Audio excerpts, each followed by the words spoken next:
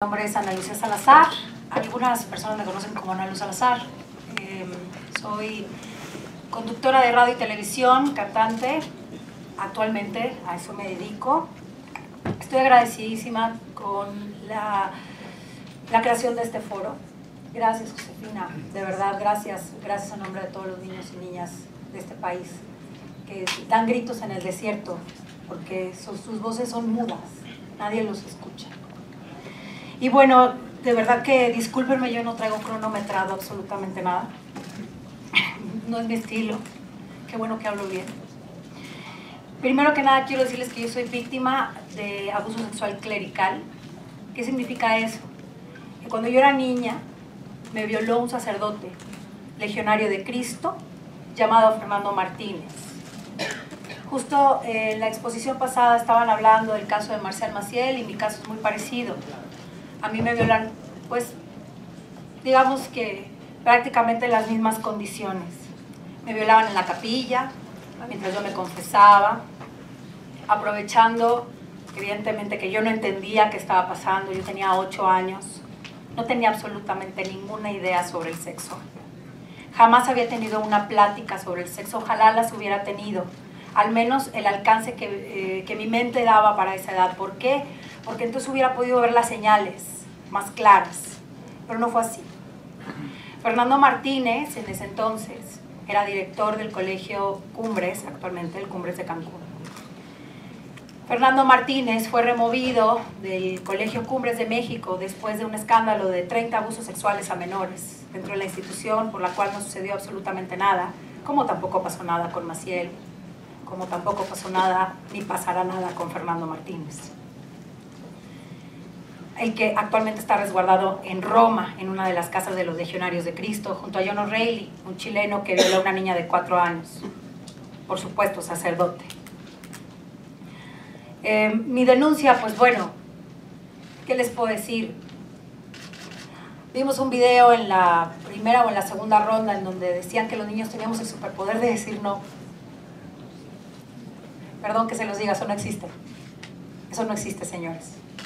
Así no se trata a las víctimas. Las víctimas de abuso sexual, cuando somos pequeños, cuando somos chiquitos, no sabemos decir que no. Porque un violador no te pide permiso, empezando por ahí. Eso es en primera. Y en segundo, no sabemos decir que no porque no sabemos ni qué está pasando. Eso es en segunda. Y salimos 30 años después, o 25 años después, o 20 años después, o 40 años después, o nunca a decir lo que nos pasó.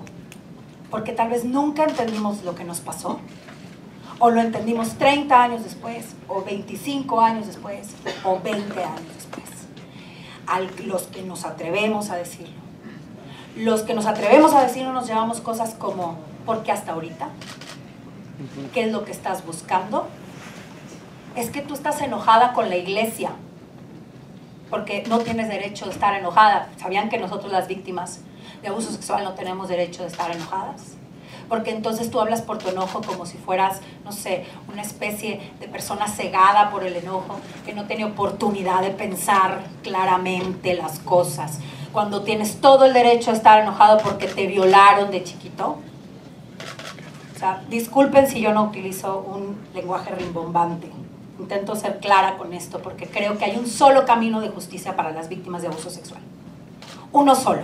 Y no es confuso, ni tiene disyuntivas, ni aristas, ni vertientes, ni matices. Lo que es. No son toqueteos. Son tocamientos sexuales indebidos a menores. No podemos matizar. No podemos matizar. No son conductas indebidas. No son negligencias. Porque yo he escuchado todo eso. No, es abuso sexual. Lo que yo viví, aparte de ser un abuso sexual y una violación sexual, es un abuso institucional. ¿Por qué? Porque Juan Pérez, padre de familia, no cuenta con el respaldo de la institución de los Legionarios de Cristo ni del Vaticano para llevar a cabo estos abusos y entonces ser removido a otra parroquia donde puede seguir abusando o en otro colegio donde puede seguir violando niños y niñas de esta manera. Y de ahí, por supuesto, ser resguardado hasta que salga una valiente o un valiente a decir me violaron cuando era niño, un sacerdote, y entonces te digan es que tú odias a la iglesia. Pero es que ya tiene 80 años el señor, ¿ya qué importa? Pero es que ¿qué importa? O sea, no fuiste la única, fue un hecho aislado. Pídele a Dios que te haga justicia. Pues no, yo no le voy a pedir a Dios que me haga justicia. Pero estoy hablando hoy. Porque lo más cercano que voy a conocer a la justicia es que yo me atreví a pararme y hablar ante los medios de comunicación, después de recibir muchísimos comentarios durante toda mi infancia. De entrada que ponían en duda mi testimonio.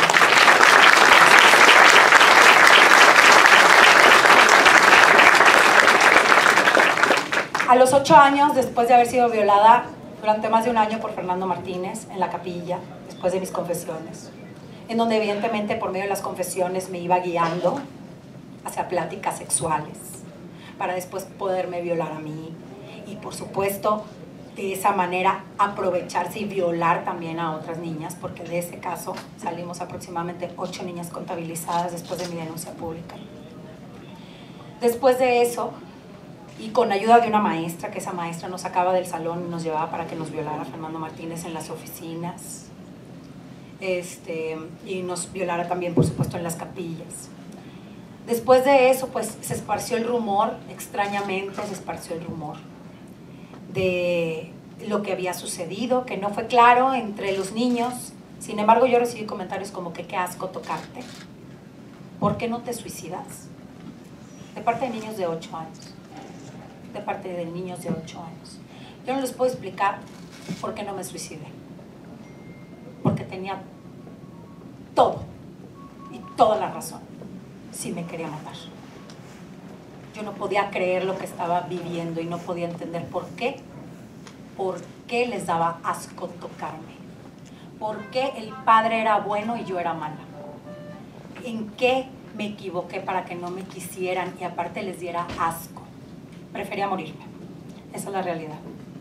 Hasta hoy no sé cómo no me morí, pero me fui aniquilando de muchas formas, porque una víctima de abuso sexual, una víctima de violación en la infancia, aprende a repetir los patrones de autodestructivo. Si no te destruye a alguien, tú buscas cómo, ya sea por medio de la comida, que no quieras comer, o que te den brotes de bulimia, o que te den brotes de anorexia, ya sea por la drogadicción, ese no fue mi caso, de suerte, ya sea por medio del alcoholismo, pero también hay otros patrones como las conductas en donde tú vas y buscas que otra persona te maltrate y te vuelve a poner en ese lugar una y otra vez. ¿Por qué?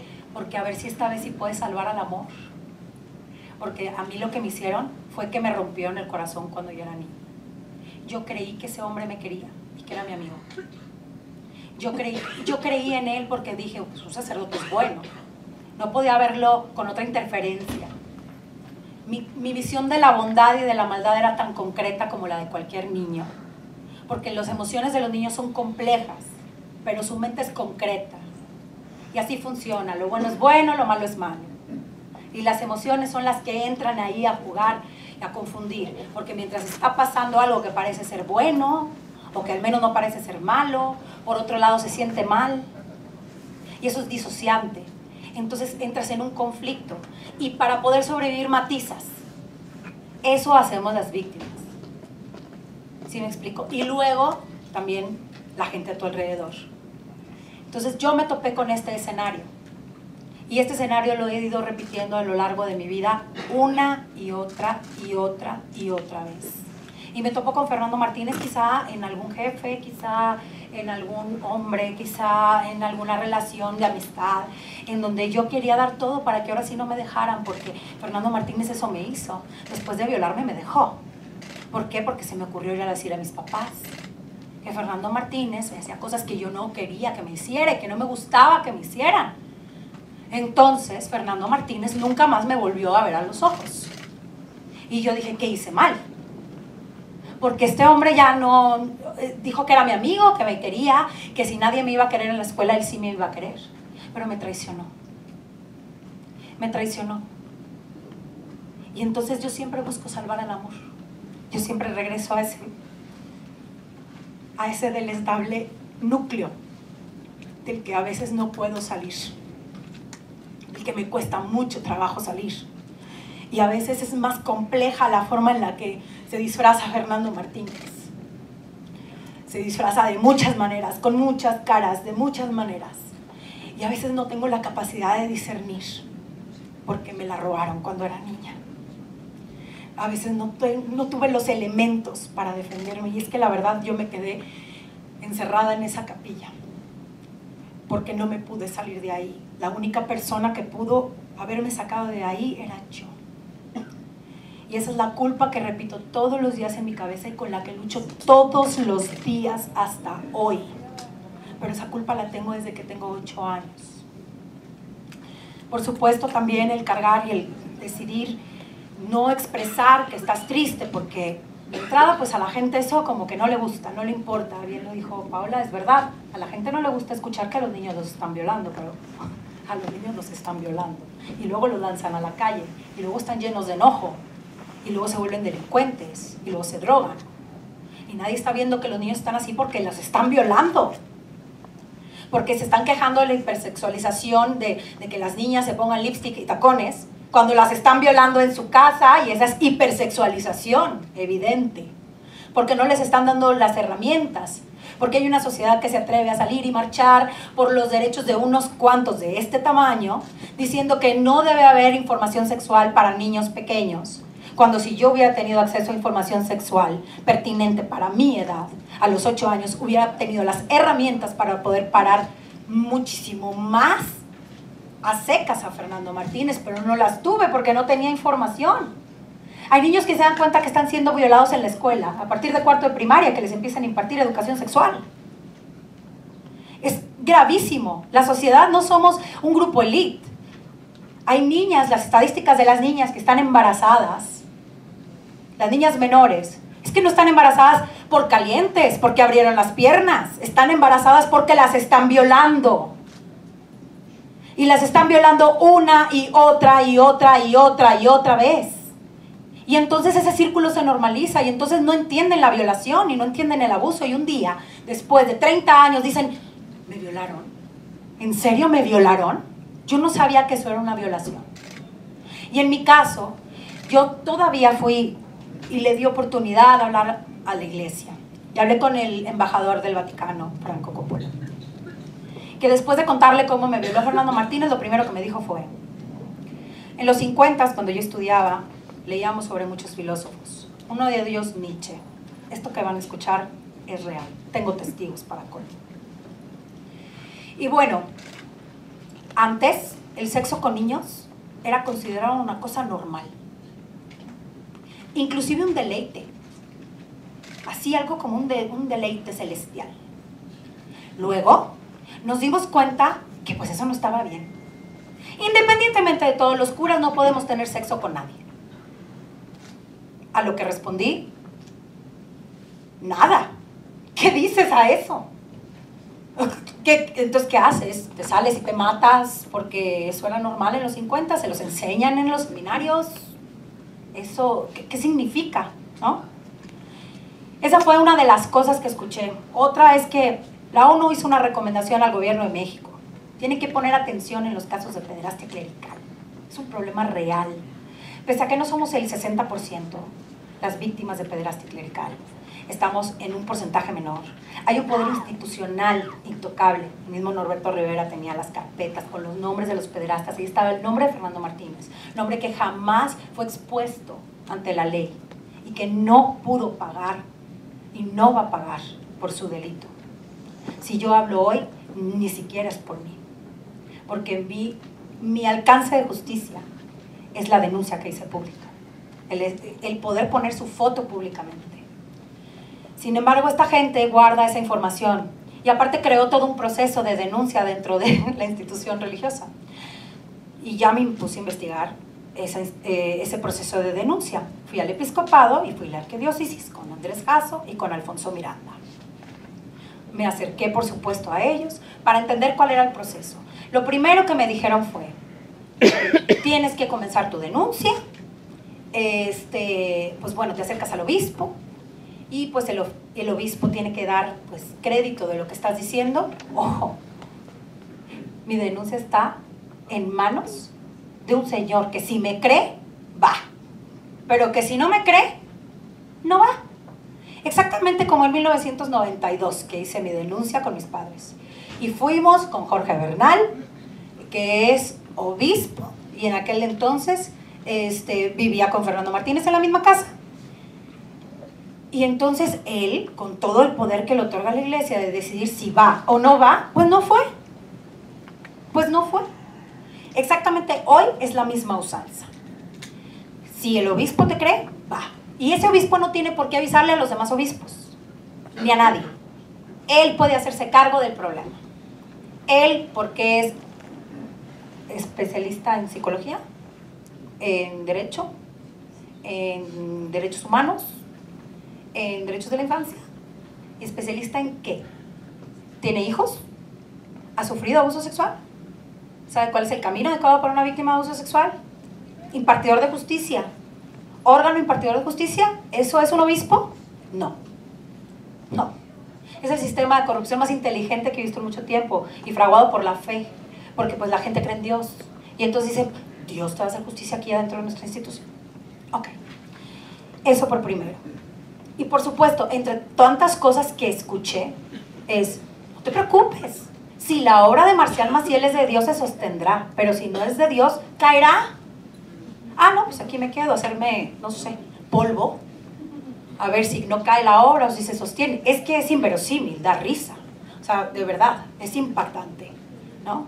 Esa fue una de las cosas que escuché. Otra es, bueno, es que también, ya cuando creces, pues, puede estar viciado tu testimonio. Entonces, por eso mandamos gente a que se cerciore de lo que estás diciendo. Hacemos nuestras pesquisas. Porque pues cuando crece la gente se vicia el testimonio. ¿Me estás diciendo de testimonio viciado? O sea, no he metido una denuncia y ya estás diciendo que mi testimonio está viciado.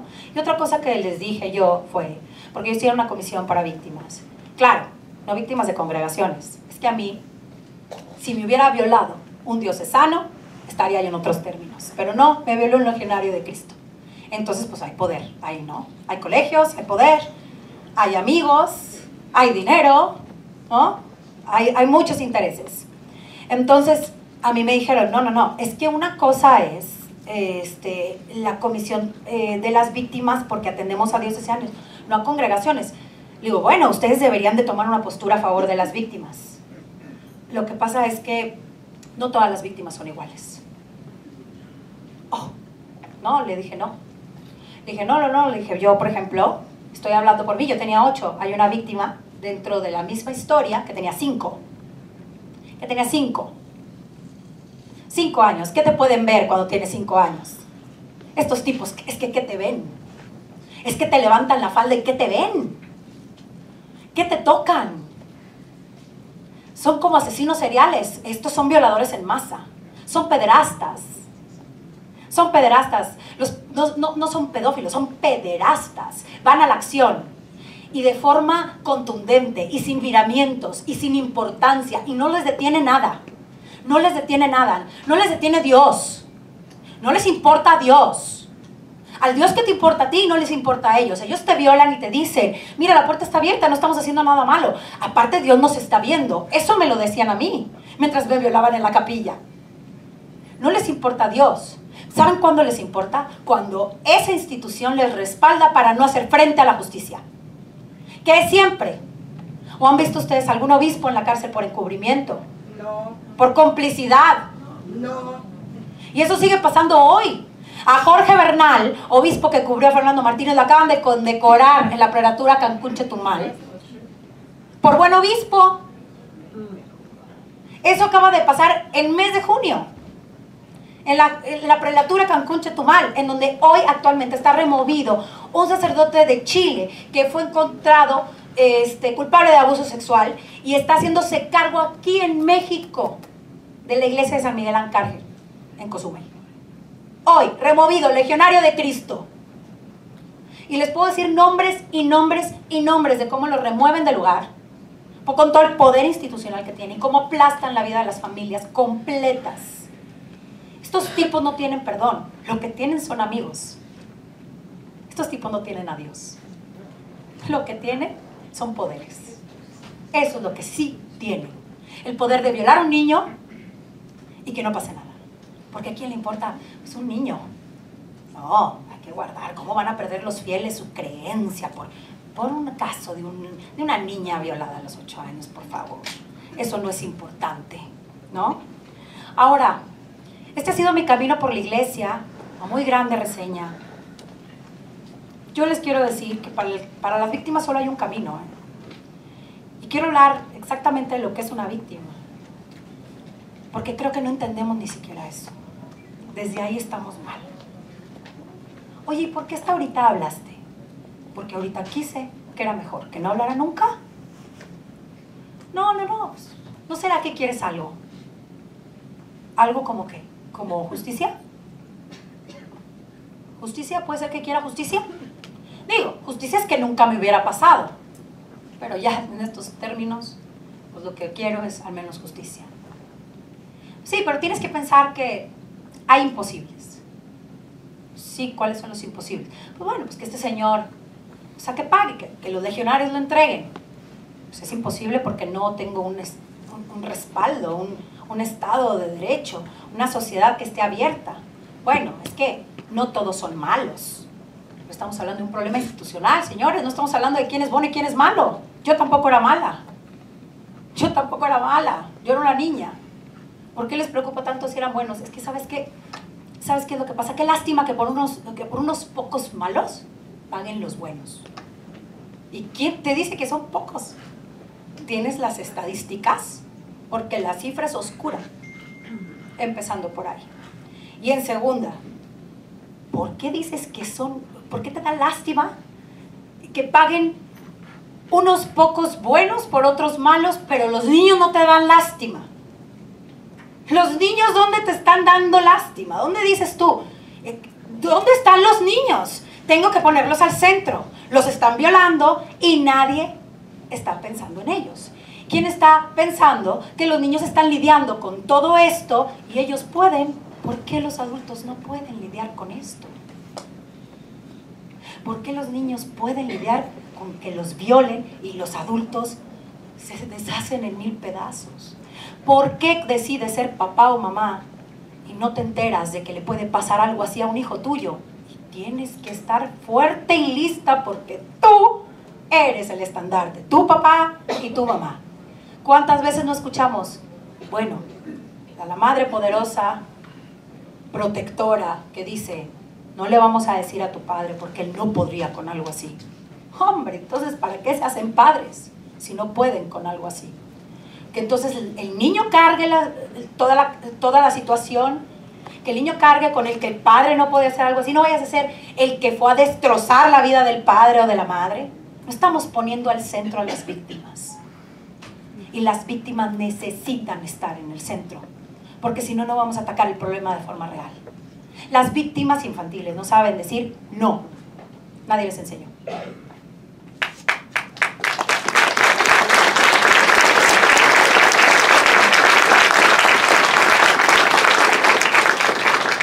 Ahora, esto se los pediría yo de manera de verdad atenta. Hombre, pero es que esta niña sale a decir ahora que tiene 30 y tantos, que la violaron cuando tenía 8. Pero es que ¿has visto las fotos que ha subido? De ahora antier, que salió en bikini en la playa.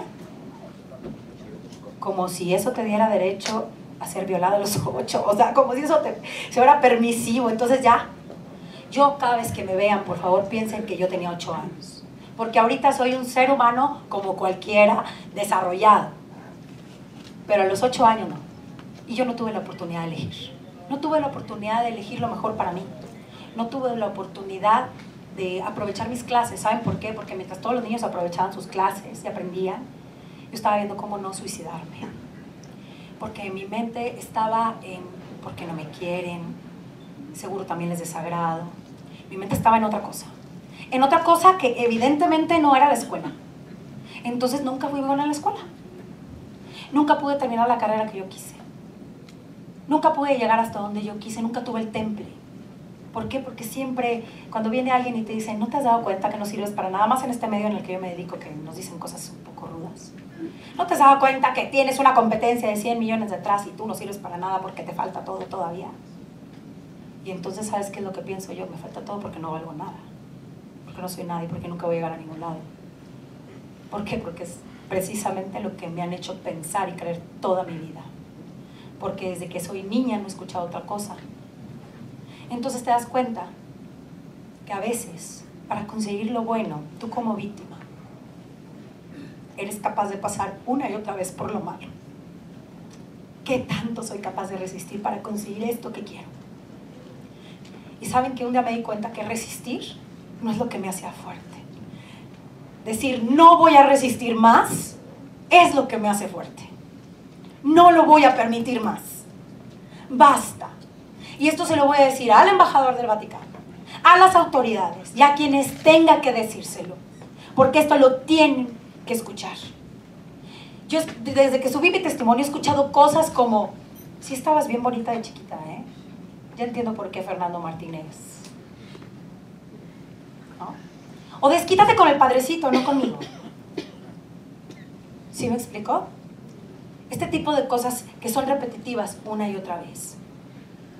Que si estoy enojada, sí estoy enojada. Pero no estoy cegada. Estoy enojada, pero puedo dialogar. Claro, a favor de los niños. Y a favor de los niños es una pared concreta en donde todos nos podemos golpear. Y desde ahí ya no hay cómo hacerse para ningún lado. A favor de los niños es a favor de los niños. No a favor de la iglesia, no a favor de la Legión de Cristo, no a favor de las instituciones. No, es a favor de los niños. Y no hay pierde. Yo pediría a las autoridades correspondientes que estos tipos, que estas personas que gozan de ese lugar privilegiado y de esos puestos privilegiados, se les señalara como cualquier civil, porque esos son, porque para salir y cometer delitos a la calle se portan como cualquier civil. Y para gozar de los derechos y de toda esta parafernalia que los envuelve, se ponen una sotana. Y eso es lo más injusto, porque si yo mañana cometo un delito, me meten a la cárcel. A ellos no, ellos los resguardan en Europa. Entonces, quisiera yo que se impulsara de manera determinante la prescripción. No podemos, estos delitos no deben de prescribir. Estos delitos deberían de ser calificados como se califica a un soldado nazi. Que no importa la edad que tengas, te vayas ante un tribunal de justicia que te dicte una sentencia. Porque las sentencias es lo único que nos va a abrir una brecha de derecho, en donde los niños se van a poder de verdad agarrar y cumplir con el cometido más cercano a lo que van a encontrar de justicia. Eso en primera. El delito no debe de prescribir jamás. Y la reparación debe estar presente siempre. Siempre. Ellos no deben de decidir si se debe de reparar o no el daño. El daño debe de ser reparado siempre. Ese derecho debe ir por encima del de la prescripción. El de la víctima. Porque la prescripción ¿favorece a alguna víctima? ¿Me ha favorecido a mí? No. Y no me va a favorecer a mí. Pero tiene que favorecer a las víctimas. El castigo a la violación de menores por parte de una persona con este poder debe de ser, todavía debe tenerse agravante. No debe de matizarse, no se le debe de tratar como civil. No, señor, usted goza de privilegios, porque es parte de la iglesia, ¿no? Entonces, señor, por ese privilegio que usted goza de salir, impartir ideologías y de ser quien le dicta la norma a la sociedad, o a la sociedad que cree en ellos, también como guías espirituales deben de recibir ese extra de castigo, porque se aprovechan de su lugar de poder para violentar, y todavía para violentar a las familias completas, y para ser resguardados, removidos y seguir violando niños.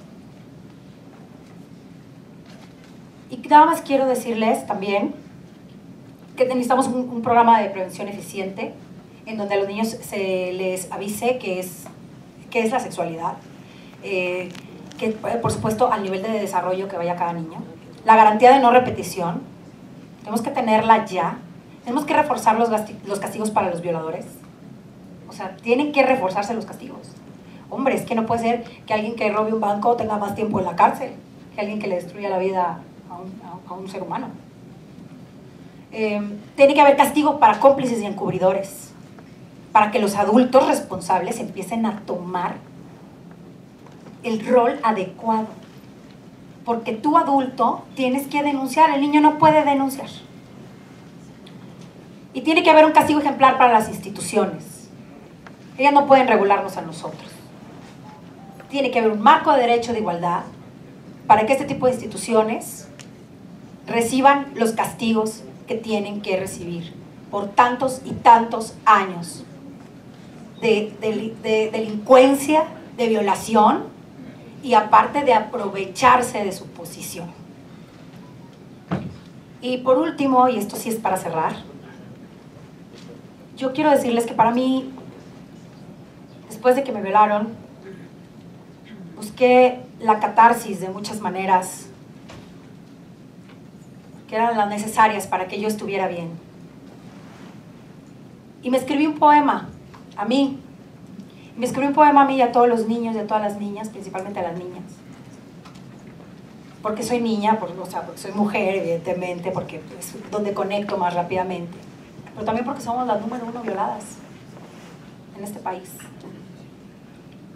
Y dice, si pudiera te haría de nuevo, te pondría un vestido con calcetas, te peinaría con moños en tus coletas, dejaría que jugaras eternamente a las muñecas, construiría contigo castillos en la arena, te mojaría bajo la lluvia y brincarías en los charcos, contarías los pétalos de las flores, jamás conocerías lo que es una pena, te llevaría a recolectar estrellas, a soñar despierta recostada en el mar, a coleccionar conchitas bellas, a cansarnos de tanto brincar. Jugarías a ser artista, llenarías de risas los momentos y te borraría del camino la pista de que en el futuro encararías tormentos. Si pudiera te haría de nuevo, haría un espacio entre tu mundo y el dolor. Te contaría en el oído y luego te reconstruiría nuevamente en el amor.